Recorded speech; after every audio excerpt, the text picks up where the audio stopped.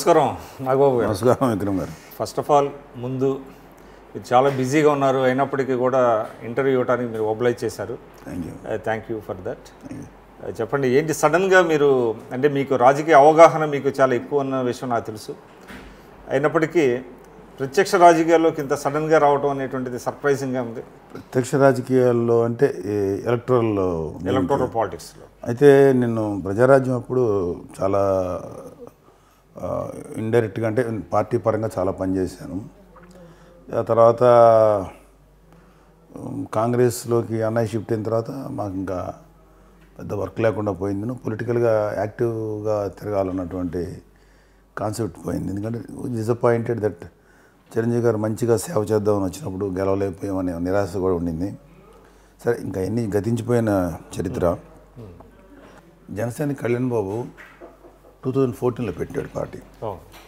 పెట్టినప్పుడు మా అందరికీ కొంచెం కష్టం వేసింది. దాని వెనకాల రీజన్ ఏంటంటే అన్నయ్య కష్టాన్ని అప్పుడుదాకా చూసిన వాళ్ళం మేము. మళ్ళీ మావాడు ఇంత కష్టపడాలా, ఈ రాజకీయాల్లో తను ఇవ్వడగలడా, ఏదో ఒక మావాడు కష్టపడకూడదు, హ్యాపీగా యాక్టింగ్ చేసుకుని సరిపోద్ది కదా. అన్నయ్య నేను తను కూడా ఇన్వాల్వ్ ఏం చేయలేకపోయాం అన్నప్పుడు తను వెనకం చేయకుండా అన్నయ్య నిర్ణయానికి తను కూడా ఇన్వాల్వ్ కాకుండా తను విడిపోయి, అంటే ఆ కాంగ్రెస్లో కలపడిన ఆయన విడిపోయి పార్టీ పెట్టుకోవడం జరిగింది. సో ఏం చేస్తాడు మా తమ్ముడు, చిన్నవాడు ఈ రాజకీయాల్లో పడి నలిగిపోతాడేమో అని బాధ ఉండేది. ఒక 6 నెలలు పోయిన తర్వాత ఇతను మామూలుగా కాదు, ఇది సంథింగ్ ఇన్ హిమ్ అనిపించింది. ఆ తర్వాత 1 year తర్వాత అర్థమైంది is going to do something అని. అక్కడి నుంచి నేను కళ్యాణ్ని రెగ్యులర్గా ఫాలో అవుతుంటాను. మేము ఇద్దరం కలుస్తున్నప్పుడు కలిసి కూడా తక్కువ ఉండేది. ప్లస్ రాజకీయాల్లోనూ సినిమాలో బిజీగా ఉండటం వల్ల, నేను నా వర్క్లో బిజీగా ఉండటం వల్ల చాలా రేరు కలిసేవాడు. కలిసినప్పుడల్లా మాత్రం ఈ సోషల్ కాజెస్ మీద, సోషల్ అవేర్నెస్ మీద, పాలిటిక్స్ మీద మాట్లాడుకునేవాడు. ఈ పాలిటిక్స్ మీద మాట్లాడుకునేటప్పుడు నాకు చాలా విషయాలు చెప్తుండేవాడు.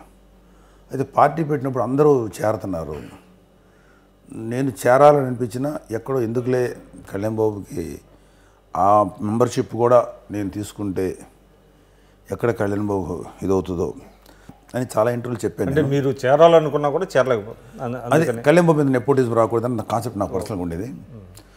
అయితే ఎక్కడో డౌట్ ఉండేది, ఒకవేళ కళ్యాణ్ బాబు కాదోకూడదు నువ్వు రావాలి అన్నప్పుడు మాత్రం తప్పదని చెప్పి చాలాసార్లు అయితే మీకు చెప్పినట్టు నన్ను మీ పాత ఇంటర్వ్యూలు కట్ చేసి నేను అది అయిన తర్వాత కూడా సరే కళ్యాణ్ బాబుకి నేను పొలిటికల్గా తమ్ముడికి నేను ఏం చేయలేకపోతున్నాను బాధలోంచి వరుణ్ బాబుతో మాట్లాడి, అరే తమ్ముడికి ఏం చేయలేకపోతున్నాను, కనీసం ఫండ్ అన్న ఇద్దాం. మీరు అప్పుడు ఏదో ₹1 కోటి ఏదో ఇచ్చిన, 1,10,00,000 ఇచ్చాను. ఫండ్ అన్న ఇస్తే కనీసం మా వాడికి ఏదైనా చేశానన్న తృప్తి ఉంటుంది నాకు.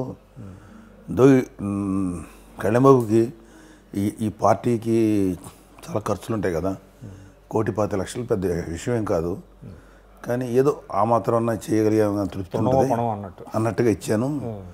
అది కళ్యాణ్ బాబు దానికి ఫెల్ట్ హ్యాపీ, ఆయన ఎక్స్ప్రెస్ చేసినట్టున్నారు, చాలా ఎక్స్ప్రెస్ చేశాడు.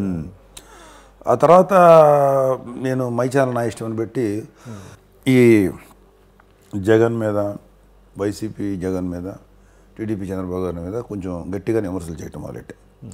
అంటే నేను ఏదో కళ్యాణ్ బాబుకి సపోర్ట్ చేయాలని కాదు, నాకు వీళ్ళిద్దరి మీద అసంతృప్తి, నాలో వాళ్ళిద్దరి పట్ల విమర్శ చేయాల్సిన కొన్ని పాయింట్లు చెప్పాలనిపించింది. ఎందుకంటే వాళ్ళు చాలా తప్పులు మాట్లాడేశారు, అవి ప్రత్యక్షంగా బయటపెట్టి ఏ ఛానళ్ళు ఈ చేసేవి కాదు, చెయ్యరు కూడా.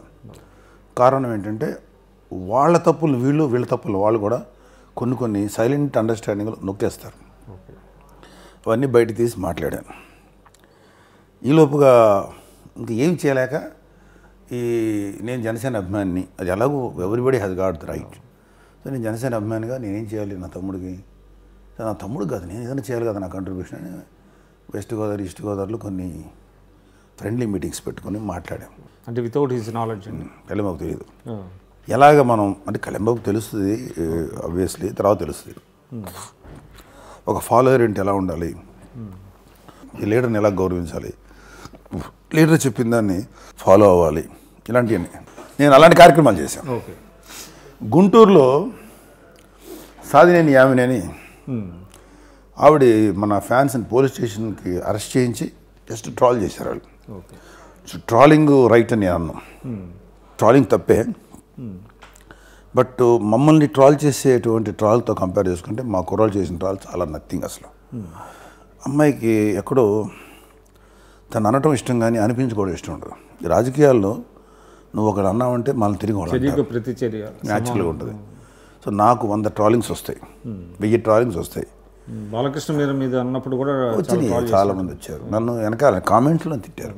సో నేనేం చేశానంటే దానికి వాళ్ళు పెట్టింది ఏదో పెట్టారు, అది పెట్టడానికి కోపం వచ్చేసింది అమ్మాయికి. రిపోర్ట్ చేసింది, గవర్నమెంట్ చేతిలో ఉంది.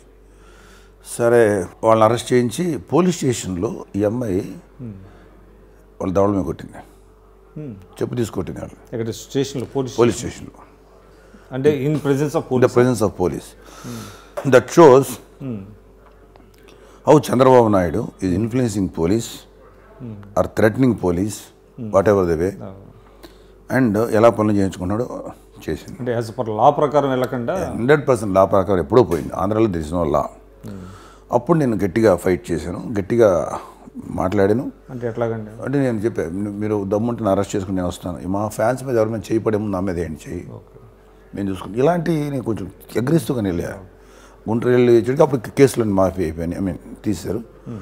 వాళ్ళందరినీ కొంచెంసేపు ప్యాసిఫై చేసి వచ్చాను. ఇక మళ్ళీ ఇంకేమైనా మరి మీరు ప్రైవేట్ కేసు లాంటిది ఏం ఫైల్ చేయలేదా? అది వాళ్ళు ఫ్యాన్స్ వాళ్ళ సైడ్ ఏదో ప్రైవేట్ చేస్తారు, వాట్ ఎవర్ చేసుకున్నారు.